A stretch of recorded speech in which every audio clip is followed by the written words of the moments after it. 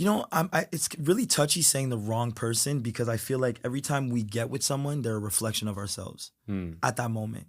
Or there's a reflection, there's something about them that speaks to us, and that's why we get with them. I do believe that being vulnerable or laying your whole cards out is detrimental to them.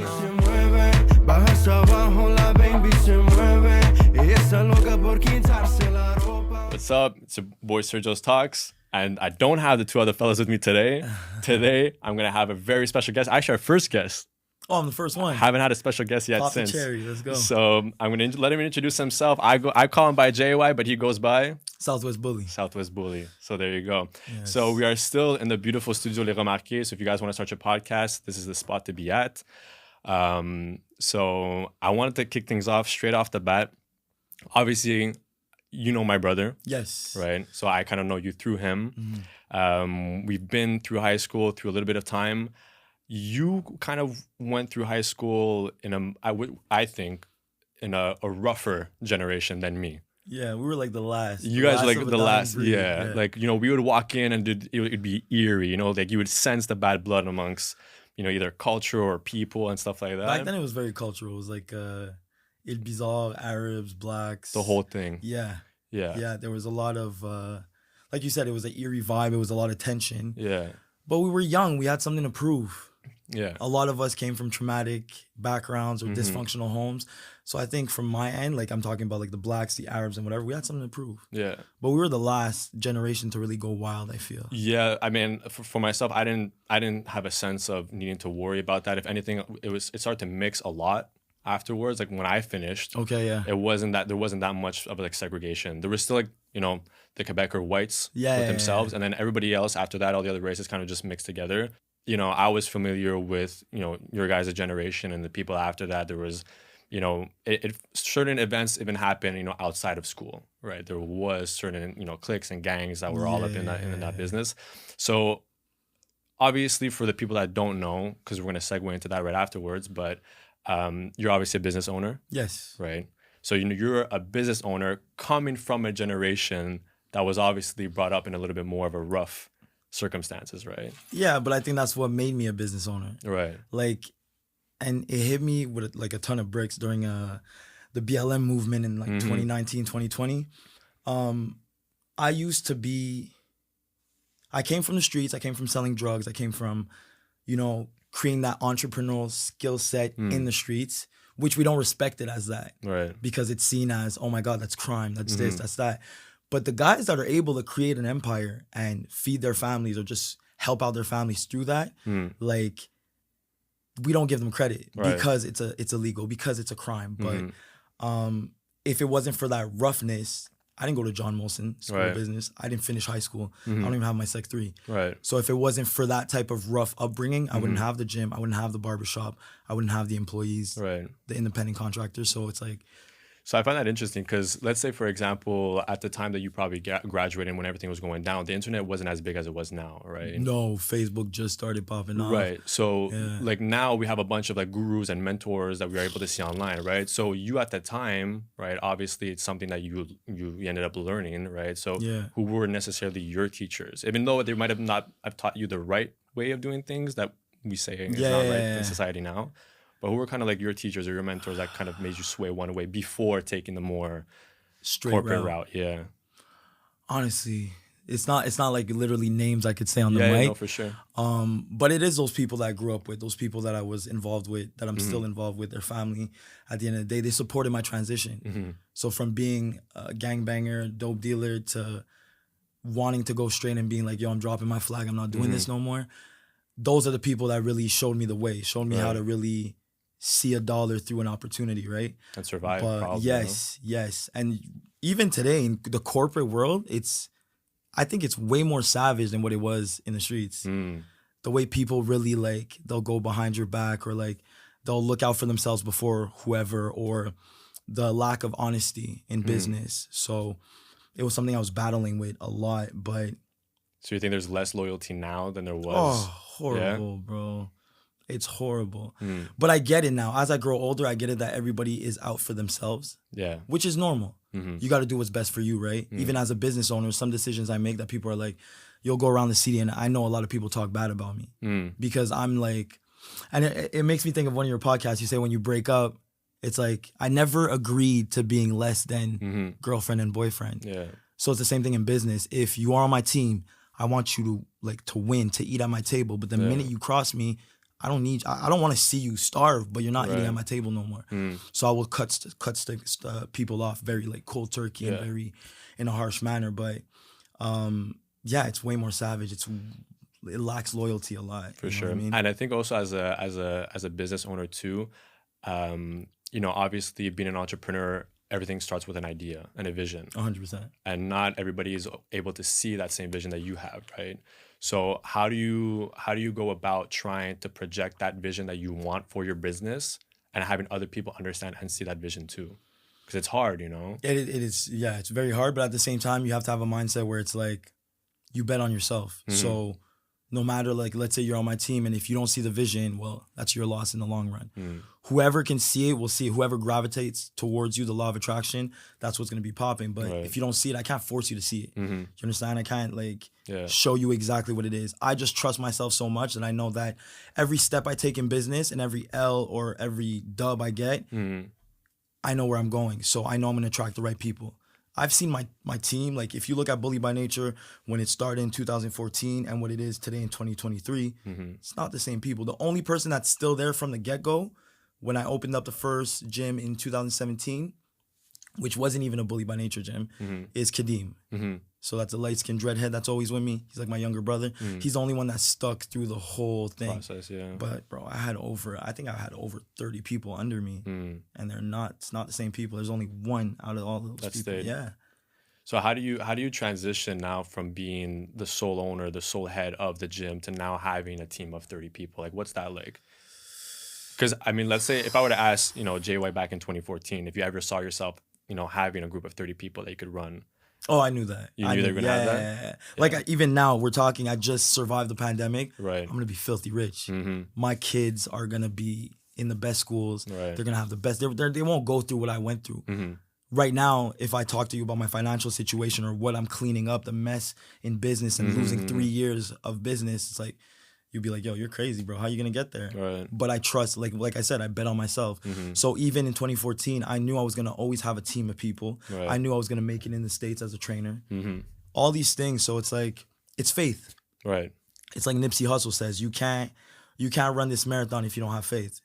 If you can't trust in something that's not really there, then you're already, you lost. You're in it for the wrong reasons, right? Yeah. So now having a team of 30 people, like, do you feel like is it the goal to just, to be as big as you can be? Is it the goal to inspire? Like, what is the message that you're trying to bring? The goal behind?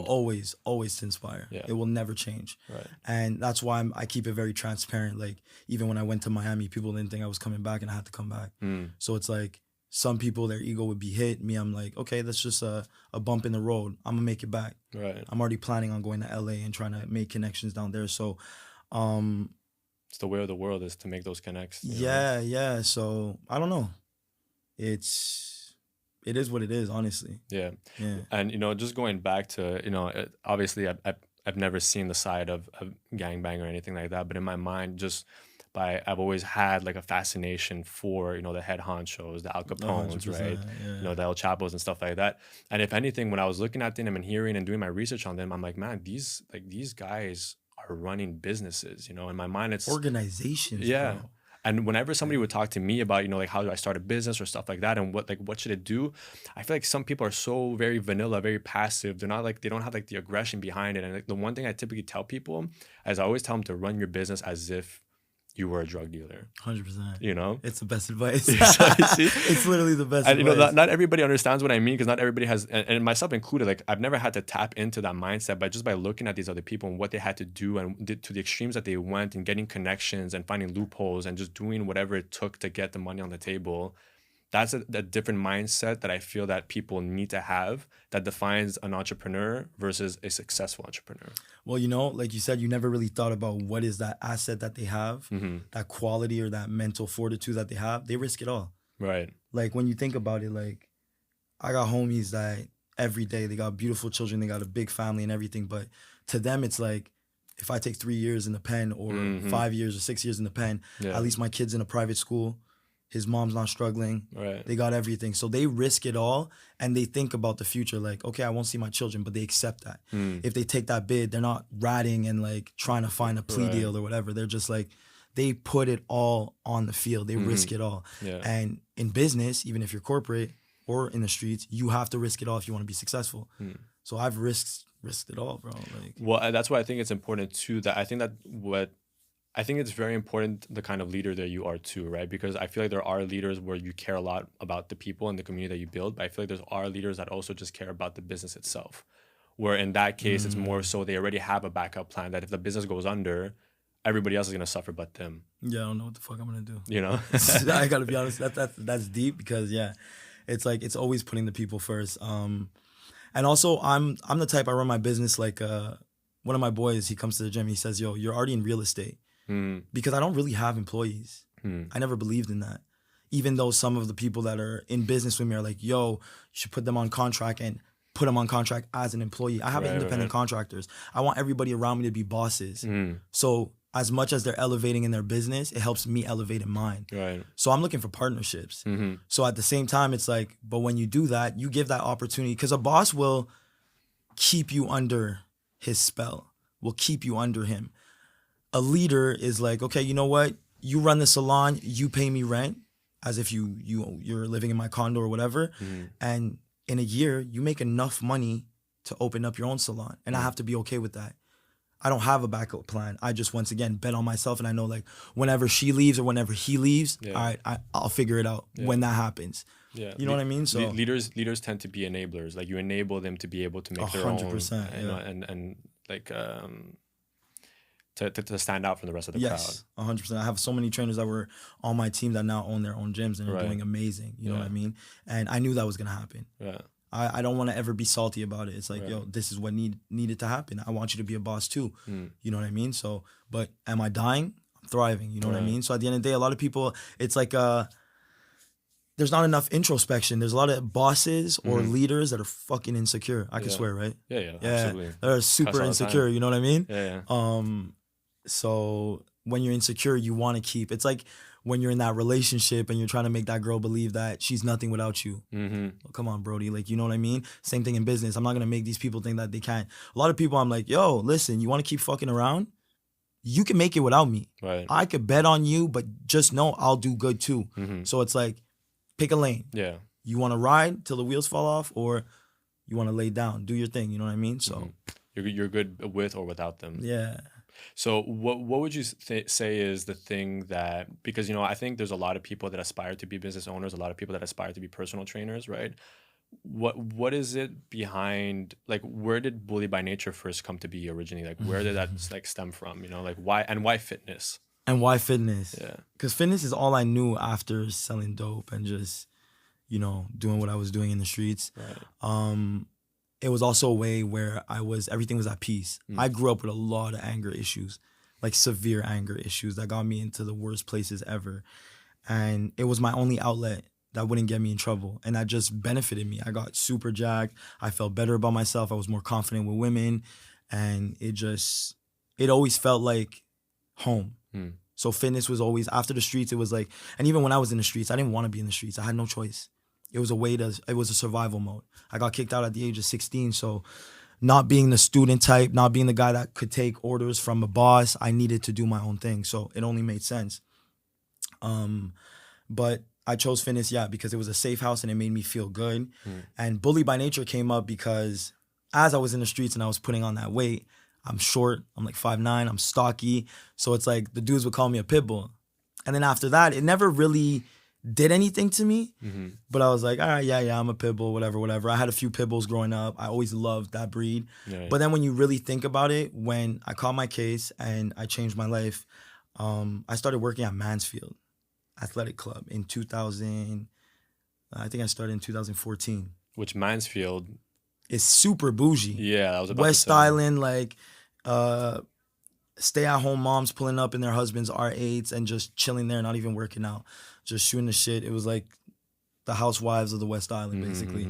And you got a guy like me. I wasn't even tatted like this. No face tats, no nothing. But I'm just bigger, all the staff is more like, they're white, slick back hair. They look like the part, you know? And I come in, I'm deadlifting heavy. I'm doing muscle ups. I come in with my J's, with my pants below my ass. Like I still have that street aura. Like my culture is still on me, right? And my boss, Patrick Long, bro, that man, he would like create scenarios as if like people would gravitate to me a lot because I was like that exotic dude just coming in, like, and you know, a lot of like rich kids, I feel like they're fascinated by the streets and like black culture, so they would gravitate towards me. And I feel like he felt the type of way because nobody gravitated towards him and he was a boss. So I'm someone, and till this day I still battle with that. It's like if you tell me something, even though I know it's not true, I'll introspect and start questioning myself. Like, am I really that person? So he's like, hey, you know, a lot of the members are intimidated by you. You know, you're deadlifting heavy, you're doing muscle ups, you walk with your chest up and your head high. It's kind of scary. You have to like tone it down or else like kind of threatening me like you got to go. So I thought about the pit bull. And I think that time, 2013, 2014, is where a lot of pit bulls were being banned from neighborhoods. Yeah. So I felt like that dog, like that American bully. But when you really look into the pit bull and own a pit bull and you are a good owner, those dogs are caring, loving. They'll risk their life for you. They just want to be there, and you're crying. They just want to support you like any other dog, but they have this like profound way of taking care of their owners, right? And I always felt like I was that dude. Even being in the streets, I was that kid that like, I was a menace. I was a soldier. I wasn't a kingpin. I was a soldier. Like we were going to war. I'm front row. So I always had that aggression like the pit bull does, next to his owner, next to his leader or whatever. But at the same time, like that loyalty I had for my homies or whatever, that love I had for my family in the streets or for the girls I would be with is what was really inside. So the shell looks aggressive. Like you see a pit bull come in and a poodle, you're hesitant when you see the pit bull, but the poodle, you're gonna be like, oh, he's so cute. But we get skeptical when we see the pit bull. And that's what my life has always been. It's like I walk in a room, and the meaning behind bully by nature is step into a room with an imposing impression, but the purest intentions. Like the pit bull. Like the pit bull walks in the room, he's stocky, he's big, he's growling, you think he's dangerous. But then you just show him you want to play a bit and he's rolling on his back asking you to scratch his stomach. And that's what it is. That's where bully by nature. So when it comes to the community and the people that come into the gym, it's like you could be fat, you could be skinny, you could be an ex-drug addict, you could be a stripper, you could be a drug dealer. Once you're in the dog pound, there's no stigma. There's no judgment. Everyone's one of the same. Yes. We're all American bullies, you know what I mean? Yeah. We all have good intentions because whoever's battling depression through drugs, whoever is stripping on the pole just to pay school, whoever's selling dope to support their family, at the end of the day, they're all doing it for something positive, for a good intention. Right. But we're just looking at the stigma and like, oh my God, that's horrible. You know what I mean? The title being called a stripper or a drug dealer or anything there you like go. That. So once being pushed back into a corner by your boss, right? What was the transition from Mansfield to then owning your own gym? Now I can say it because it's been 10 years, but... So we're getting the exclusive then. Yeah, so basically I was on probation and I wasn't supposed to, just to clear things up, I have a gun charge because I had an accident when I was young, at the age of 21. And basically I got caught with a gun and so whatever, I went to jail, did my shit, got 2 years libération sous condition. And that's when I built Bully by Nature because I had to come to court and be like, yo, I'm not a criminal. I'm not a felon. Like it was just an accident. So I started building the brand. But I was supposed to keep a job and go to school during those 2 years. It was mandatory. Mandatory. And lucky for me, they never really questioned it. But I had maybe a year before I was allowed to like quit my job and do my own thing. But the oppression I was getting from my boss and the fact of taking orders, I was going crazy. And I was just like, you know what? Let me put all my energy in Bully by Nature. That way, when I go to court, they'll just focus on that. So when my lawyer would come in front of the judge and be like, look, he has clients. And my clients would have, not referrals, but how do you say? Testimonials? Testimonials, exactly. So they didn't ask about school. They didn't ask about my job. They're just like, oh, he's building something positive. And he's not getting caught doing anything else. So the transition was really like, I took that risk again. And that's what I was saying at the beginning. It's like the difference between those kingpins and that asset that they have is just like, you're ready to risk it all. I knew there was a risk of me going back and taking the 3 to 5 years for that gun. instead of just being on Libération sous condition, but I was ready because I wanted to bet on myself and I trusted myself enough to know I could do something. So yeah. So where was your mental state at when now you had your boss, you know, kind of dictating how you should be, right? And now you also had society labeling you as one thing because of the charges, right? So now with everybody labeling you one thing and also suppressing you to, you know, acting out a certain way, where was your mental state at? Bro, I was hella insecure, bro. Yeah. Very insecure. Like, it's a good question because I'm trying to go back to that kid and I was like, what, 21, 22? Yo. Do you think that kid is still alive in you or? Sometimes. Comes back up? That motherfucker wakes up. Yeah, sometimes. Do you think it wakes up like the same way that you described a pit bull being pushed into a corner? Do you think it's only in times of... Well, the pit bull is triggered when he's pushed into the corner. So I feel like if I let people that can trigger... where did I see it? There was one quote I saw. It's like, don't let someone bring out the unhealed version of you. Whether it's a relationship, business, or whatever, or someone just like pressing your buttons. And I feel like that kid comes out when someone triggers that unhealed version. Right. Because you have people that you can spend days, weeks, months with, and they'll never tap into that part of you. But some people project their shit on you and then it comes out. So yeah, that insecure little kid comes out when it's triggered. Do you feel like do you feel like you're able to control that? Or do you feel 100%. like it comes through like... No, and honestly, it's recently. I think through my last separation is where I really found out how to control that and how to not let that take over my life. So I'm more self-aware. So I have tools like journaling, meditation that I really tap into religiously to make sure I use that as an outlet. You know what I mean? Right. Do you feel like you're using that as an outlet the same way they used the gym at one point? Yeah. Yeah. I think both are still used the same, at the same amount, at the same rate. Right. Without the two, I think, you know, and I do believe in therapy. I highly believe in therapy. But when that is not the number one thing you could reach out to, I feel like you need to master your own sense of control. And it's funny you say that because there's a guy that I watch quite often. It's Jordan Peterson, and he always says that, you know, as a man, typically, right, you want to be made dangerous. Right, but you want to make sure that you could control it afterwards, right? Yeah. Because just like referencing the pit bull, right? You want to be head honcho, but you also got to know when to control it and when you could be submissive in moments of vulnerability, right? Exactly. And that's kind of what I wanted to ask you afterwards, you know, because kind of being the hard shelled man that you had to become in order to be, you know, bully by nature. Yeah. Do you feel that in moments where you were in relationships that you allowed yourself to be vulnerable with them, or were you just completely closed off? Yo, that's what killed all my relationships, bro. Yeah. My vulnerability. But do you feel like that was on you, or do you feel that you were just with the wrong person at the time? You know, it's really touchy saying the wrong person because I feel like every time we get with someone, they're a reflection of ourselves at that moment. Or there's a reflection, there's something about them that speaks to us, and that's why we get with them. So I do believe that being vulnerable or laying your whole cards out is detrimental to a man. Because once again, society portrays a man as hard-shelled, under control. A woman, if she sees that you have too many weaknesses, she loses security in you. And I feel like that's what was detrimental to me. Is thinking, hey, I want to be an open book. Even though like I'm an open book and I'm very vulnerable, but you can't fuck with me. Life can't fuck with me. Nothing will bring me down. But the way the woman is made and the way the man is made, we're logical, they're emotional. So that minute that they feel like, oh, he's not sturdy right now, like they'll lose trust, they'll lose security, and then they'll act a certain way. Right. Project that on you, and then you feel like, okay, I can't trust her, or fuck, we're arguing more now. So you'll seem like a less reliable mate. Exactly. When it's not a reality. Right. Because I could throw me with the wolves and I could lead the pack type thing. You know what I mean? It doesn't mean just because I open up my heart to you or I'm vulnerable on camera that I ain't got it under control. I think I have it more under control than most.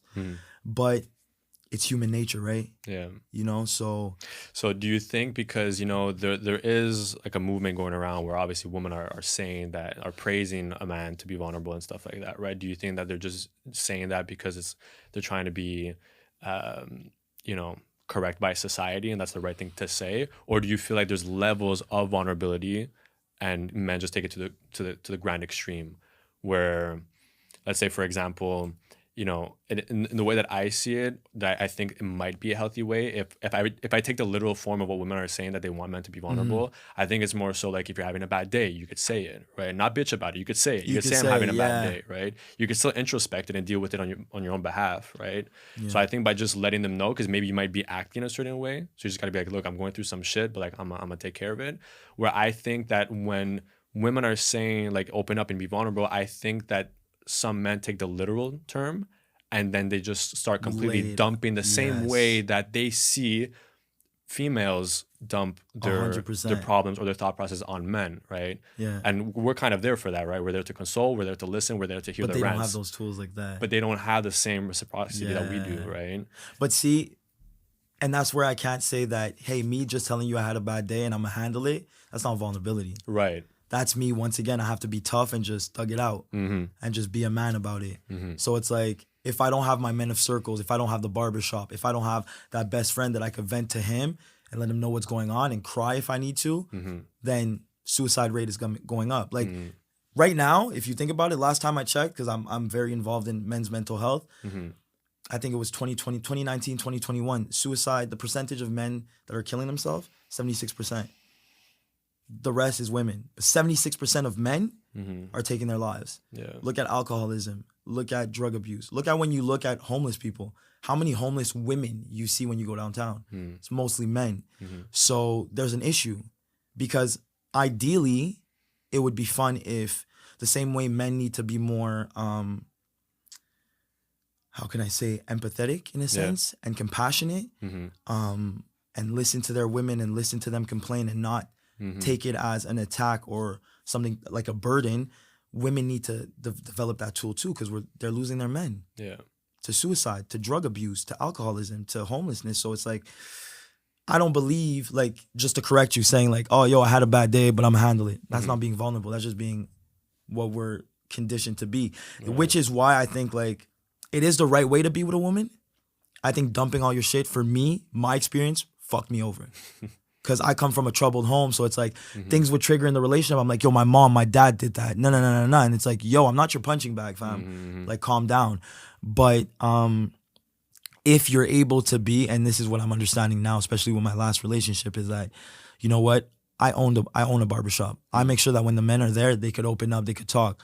Like, my barber could open up about his situation with his girl and his new girl that he's seeing, and like, there's no woman around. So then when you go back to your relationship, now you could thug it out. Right. Because you have an outlet. But if you don't have men around, you don't have that circle. Like, there's no centre de refuge pour hommes like that, as much as there are for women. Right. You know what I mean? So it's like, men don't have those resources, and it's like, I think if you don't have those resources, then it's touchy. Maybe you shouldn't be in a relationship if you want to be vulnerable with people, because it's like, it's going to be another burden, another garbage bag that you're going to throw on your shoulder that you got to handle and deal with that trauma of losing the girl that you had a future potential with, just because you opened up, just because you wanted to be honest. You know what I mean? It's funny you say that, because I remember in my past relationship, right, I was rock solid, man. Like, the amount of patience that I had to endure to make it still sane after that relationship, it stemmed from how I used to handle myself even before then, right? So even when I was younger,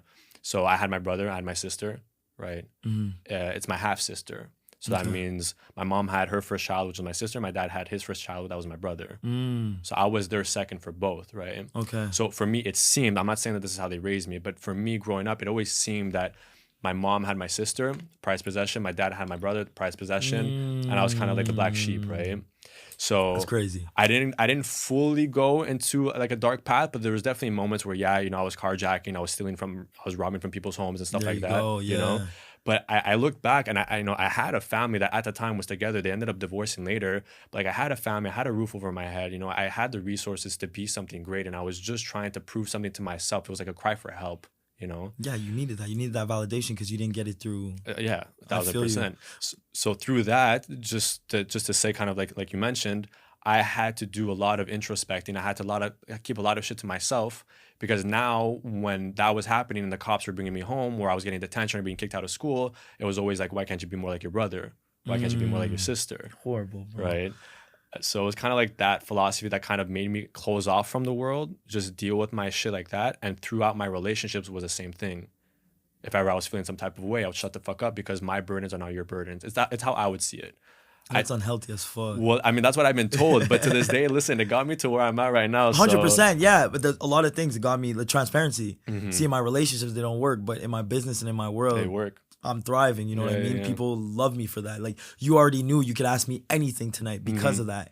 So, but you see, that's the thing. There's a lot of like, you don't need to go through a deep, very fucked up childhood to have those traumas that are going to handicap you as you're moving forward in life. You know what I mean? Like the fact that your mom had, your brother, your dad had, or vice versa. It's like you felt like the black sheep. So right there's a sense of validation that's lacking. And it's funny, just the fact that they're telling you like, yo, why aren't you more like your brother? Why aren't you more like your sister? With my daughter, my sister called me the other day. She's like, you can't say that. There's certain little words that you think are harmless that you can't say. My daughter, she's a foodie. Yeah. She just wants to eat. She wants to eat.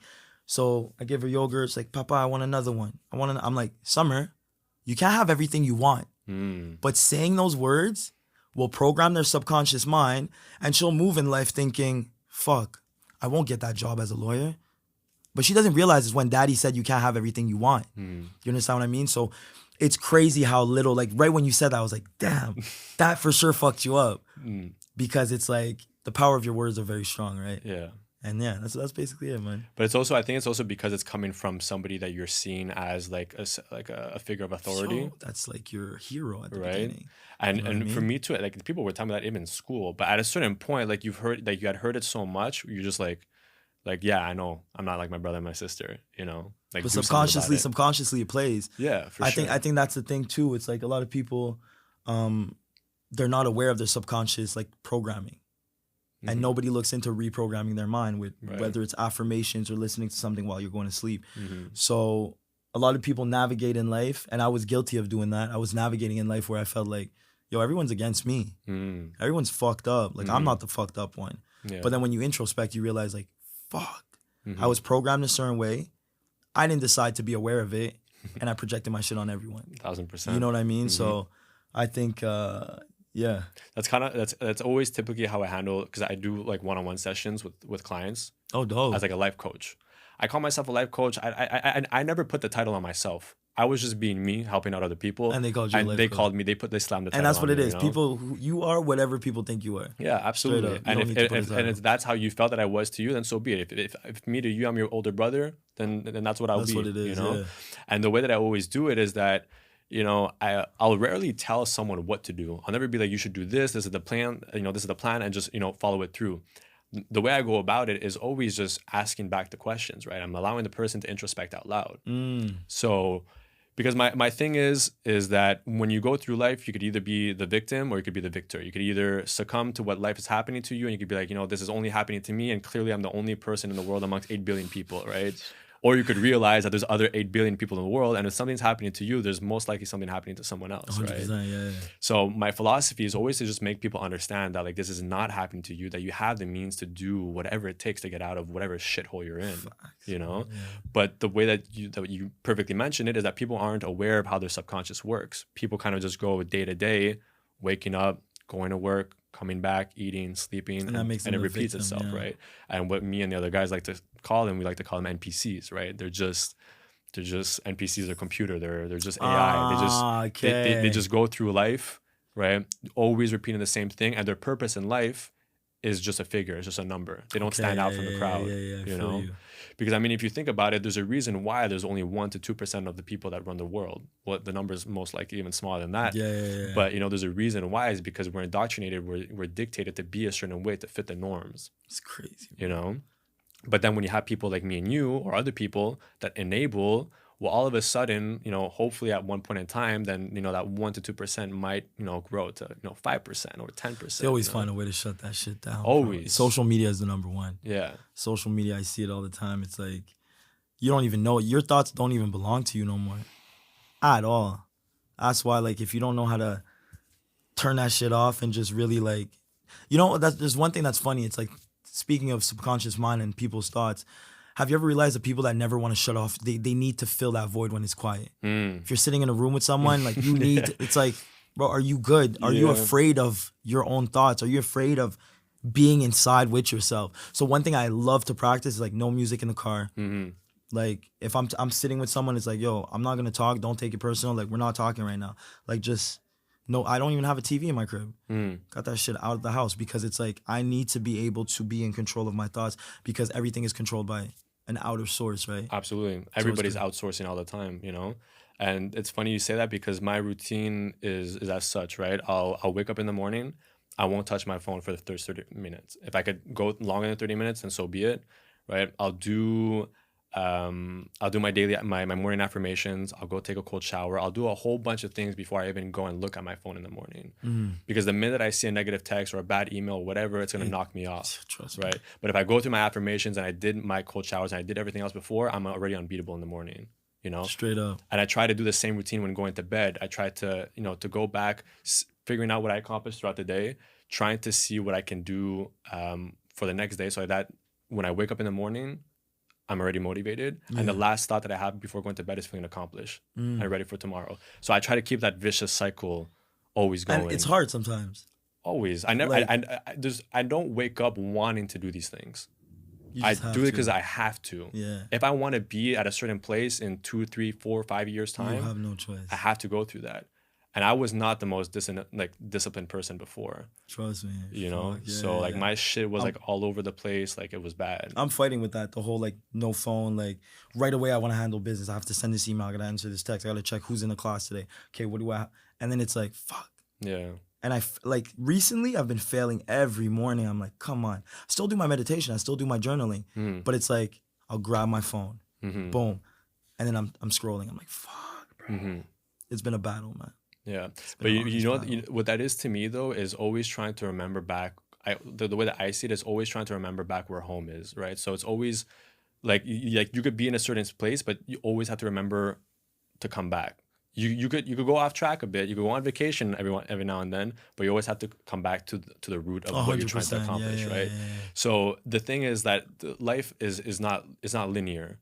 And that's the thing that I think that fucks up a lot of people, is that they think that, I'm here and this is where I want to be at. But you're going to have to go through so many fucking detours, uphill battles, going down, even not even moving for years at a time before you could reach that, So I feel that a lot of the times when they start to stray away, they kind of give up and they just allow to become the victim, right? Rather than giving themselves a decent shot of coming back on track, Which is why, like, they see the highlight reel of people on Instagram thinking, hey, it's straight line. Right. I'm here. I want to be here. It's supposed to go like this. Right. But you're right. It's a roller coaster, man. Yeah. Roller coaster. For sure. And social media for me, I use it because I need to in order to make it in the world. It's a great outlet. But I hate it. Yeah, trust me. I hate it. Like, I don't like, especially I was so happy when I didn't have to post pictures of myself anymore, just because I thought I needed validation. But I was the type of guy that before that I was posting a picture once every 6 months. Okay, yeah. Or I was the guy being told, yo, you should update your Facebook profile picture, because it hadn't been updated in years, Yeah. But like now it's like, because I could use that as a positive outlet, right? And I could actually showcase what I want to showcase that can help other people. Yeah. That's the only reason why I use it. But then again, because I'm using someone else's device and someone else's platform, my voice is no longer my voice. It's true. That's hard. That was profound right there. That's hard. No, you're absolutely right, bro. It's a battle, social media, bro. It's a battle. 1,000%. And I wanted to ask one thing because I told my girl I wouldn't ask this question, but sorry, I lied. Why? Yeah. Because she's like, it's going to be weird. I'm like, it's not going to be weird. Why would it be weird? So me, at least for the past few years, I've been excited to be a dad. I've been excited to be a father. So let's go. Right? Dad question. So what do you feel would be like, either one or a couple pieces of advice that you would give to me or any other people that are either excited to be a dad or on their way to becoming a dad? Okay, so that's an easy question. I'm glad you asked because from my experience, make sure, I'm gonna look at the camera. Yeah, go for it. Make sure you're not only excited to become a father and have kids, because that was my thing. I was like, I know at 27, I want to be a dad. I'm going to be the dopest dad. I'm going to break the Jean-Paul cycle. I'm going to kill it. My kids are not going to feel the oppression, not going to feel the trauma. I'm not going to lay a finger on my kids. But that's all I was focused on. So I didn't really think about who would be the ideal mother for my children. Fuck. And that's why the best advice I would tell you is before you decide to plant your seed and grow a family with someone, make sure you know who you're doing that with. Because I have 2 mothers to my children. My son, it's a different mom. My daughter, it's a different mom. And it's like going back to that insecure kid. When it was time to separate from my second relationship, which is the mother of my son, I stayed in that relationship far longer than I should, just with the fear of what people would think about me having 2 mothers to my children. So it was like, oh, am I going to be that typical Haitian dude that planted his seed left, right, and center? Like, fuck. But honestly, it's like now that I'm out of it, I'm like, no, I was that guy that's a hopeless romantic that has the world to offer, that wants to provide and break the curse of what he grew up in, break the ideology of the man he saw and provide for a woman, but he didn't really think about, yo, what would be my ideal girl? Like, what do I need? You know what I mean? So but the best advice I could give is like, make sure you have the right partner. Yeah. Because I'm lucky where both of my situations I was able to co-parent and it's going well, co-parenting. But sometimes even when you're in that relationship with the wrong person, your kids are feeling that energy. Yeah, they're very sensitive to it. Yeah, very sensitive. Like, I remember my son was going through some shit because his mother and I were always arguing. And it's like, never get physical or anything. It's just we argue and like that energy is just like, it resonates in the room. Yeah, and the kids just like, it's like when you walk into a room and you could tell that couple just argued. There's that feeling in the air. So I think it's really important you have someone you could communicate with that you actually can see as a mother and a wife, but also as a co-parenting partner. Because my first co-parenting situation for my daughter was the hardest thing I've ever been through. The hardest thing, and I'm glad I survived it. I stayed 10 toes, and like my relationship with my daughter is amazing. But I went through some shit. Right. Because some people feel like they don't like rejection, so they'll do some messed up shit. And it's very important that you really choose that right partner. So that's the best advice I could give. Right. And also, I mean, there's also the fact that you're also there wanting to be a part of the children's life too, right? At the end of the day, your relationships are not your legacy. Who you leave behind will be, right? 100%. So your children will be the spitting image of you depending on how you raise them, 100%. Right? And I think that's why, like, everybody's like, yo, why'd you come back from Miami? Everything was blowing up. Everything was going good. I didn't want to be that dad that lived in Florida, making a bunch of money, killing it, with all the superstars, training athletes, training rappers, and then my daughter's back here in Quebec, and why did dad never come back? And then I have a daughter that has daddy issues, fucking throwing pussy left and right. Like, I don't want that. I want her to know that, like, yo, wherever I went, my dad followed. No matter if it put him in a bad financial situation, no matter if he had to put his dreams on pause. Once again, I bet on myself. I know that U.S. American bully, like, I call myself the American bully this year because I'm like, yo, I'm U.S. bound. I'm going to kill it. I saw my potential. I made shit happen in a month and a half. I'm like, I could put that on pause. Right now, these are the most important years of my kids. I'm like, they need to know I'm going to show up regardless. I don't care what's the circumstances. So, yeah, that's basically it, man. I think that's the most important thing. For being a dad. Yeah. That's you got to show up for your kids no matter what. Yeah. Yeah, man. And I think you're totally right, because I remember, like, even growing up, my parents' relationship wasn't the best at all, but it was just funny because maybe my sister saw a few good years, my brother even less, but me, at least for as long as I could remember, right, my parents were arguing all the time. But for me, I grew up thinking that was the norm. And then you do that in your relationships. And then I would do that in my relationships. That's what I'm saying. And not only that, but then when they divorced, it was so fucked up. And actually, I've never spoken about this yet, except to my brother. But at one point, when they divorced, I only cried because I thought that was how I was supposed to react. But I wasn't even sad that that was happening. You're like, yes, it's done. You know? Yeah. I was like, you guys are divorcing. I'm like, yeah, no shit. But in my mind, I'm like, I shouldn't be thinking that way. I should be sad. I should be crying because that's what, you know, I've seen in movies and on TVs and what I think is, you know, how I should act, right? Yeah. So it was like this weird like conflict that I was having. And like even with like my breakups and stuff, like my last breakup, like we broke up and I was like you said, you know, I stood up 10 toes and I was good. You know, like, yeah, sure, I fell down for a little bit, but not in comparison. It'll come back and forth sometimes. You'll yeah, feel it, it'll come in waves, you know? 100%. But I was solid, and I already told her, like, even before we had broken up, I'm like, because we had gotten back with each other, right? I had told her from the jump, you know, like, I'm good with or without you. And then at the end, when she wanted to break up, I'm like, yo, I'm going to tell you this again, because I told you this at the beginning, so I'm telling you now again that I'm good with or without you. So, you know, just make sure that you know. This is what you want to do. Exactly. So she took a decision. And I might cut this part out, I don't know. But now, you know, a few days later, guess who comes back knocking on the door? No, no. Yeah. That's crazy, bro. But, you know, they always realize, bro. Like, they always do. But, like, now, like, I'm good now. As long as you have good intentions, they'll always realize. 1,000%. And I don't have a single bad blood in my body. You know, I was pure and I stayed pure until the end of the relationship. I stayed true to myself all the way through. You 100%. Know? And, like, now I'm in a beautiful relationship. And like now that's obviously being projected out into the outside world, even though I'm keeping it low key, you know, whispers, there's rats all around, there's snakes all around. Yeah, trust me. So I knew that word would get out. But like now it's like, it didn't faze me when we broke up then, but now that I have this going on, which is beautiful and that's flourishing, I care even less about that. And that's the beautiful transition of it. Yeah. It's like knowing that like, okay, now I'm actually at peace, because a lot of people will get into something else just to fill that void. Yes, yeah. Once again, like we call that serial monogamous. Mm-hmm. I was once like that. It's like I'd get out of a relationship, boom, jump in another one, boom, jump in, and it's like I'm not even jumping in it for the right reasons. Yeah, it's just because I'm trying to fill that void. But the fact that you're able to like now see, oh, I'm in something beautiful, and that does not matter to me. It's like you made the right decision. Yeah, you know, 1,000%. Because I was not even looking. And neither was she. We were not looking for a relationship. Me in my mind, I was going to be single for the next 2 years. I was going to grind it out. You know, in 2 years, I was going to be in a certain place, in a certain state or whatever. And now this comes along. It, you know, at first I was like, fuck, this is going to fuck everything up. I don't want to be into a relationship.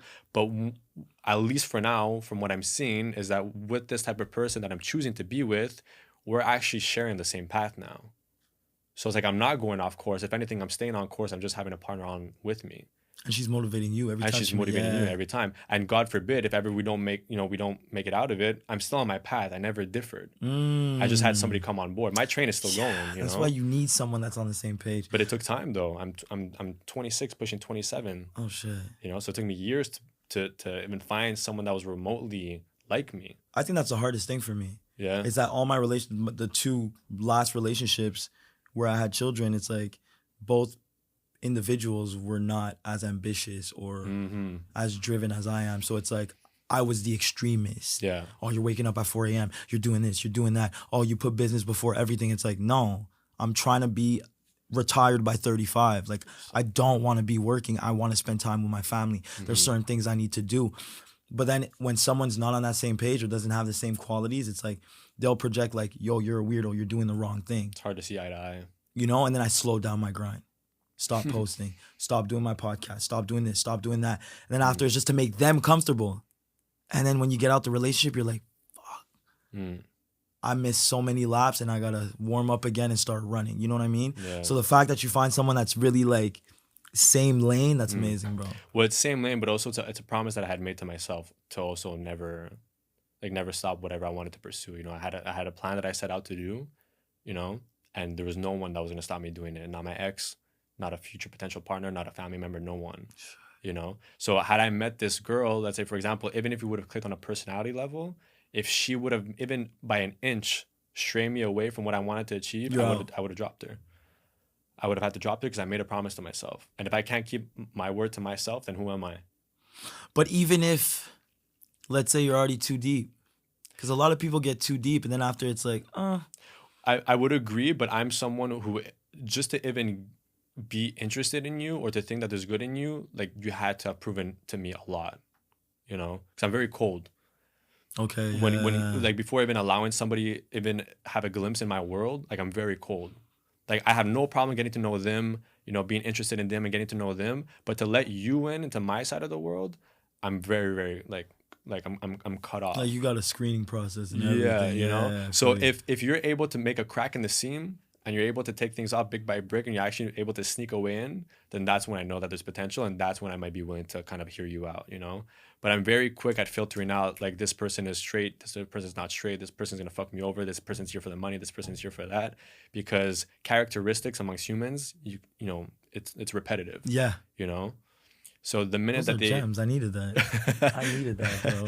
So because there's some people that they'll repeat the same patterns, but they'll just look different than somebody else that did the exact same thing to you. So you might think that they're different because they physically look different, but their intentions and who they are to the core is the same person. You know, we're all similar. There's a lot of things that make us different, right? Like me and you, we might have similar mindsets on certain things, but at the end of the day, at the root of everything, you had a different upbringing, so did I. Yeah. Right? I'm Latino, you're Black. Yeah. Right? You lived a certain part of your life that I didn't. Yeah, you know? yeah. But there's some characters and similarities between me and you that could be similar. You know, we might be just as hungry, just ambitious as 100%. You know? Yeah. So that's why in relationships I'm the same way, and the same way I conduct myself in relationships is the same way I conduct myself in business. Like, and you had mentioned this before too. If I don't fuck with you, I don't fuck with you. 100%. So I wouldn't want to have you on my team, just like I wouldn't want to have you in my relationship. I gotta apply those rules, bro. Fuck. I gotta apply those rules. I mean, look, we're right on time too. That's perfect. So I mean, listen, look. Before we go, this was absolutely fun. I had certain questions that I wanted to go through, but I'm like, nah, you know what? I'm sure like I'm just gonna have like a full on conversation and that'll be it, you know? Yeah, straight up. That was powerful. Yeah, for sure. That was powerful. So I mean, look, before we head out, let the people know what you got going on. Where people could find you. Yo, you can find me in the West Island, 509 Boulevard des Sauces. We got a barbershop, Bully by Nature Barbershop. I got amazing barbers out there. Come get a fade. We got the gym also. It is a private facility, appointments only. So get yourself a personal trainer. Stop sleeping on yourself. Let down the bonbons and all that Uber Eats and shit and just fuck with your boy. Yeah. All right? So, yeah. There you go. So, guys, don't forget to like, comment, and subscribe. And like you said, if you feel like you have an inner pit bull in you wanting to get out, you know where to find him. You know where to find me. It's been your boy, Sergio's Talks. Southwest Bully, the one and only. And we'll see you guys next episode. Baja abajo, la baby se mueve. Ella está loca por quitarse la ropa. Baja hasta abajo, la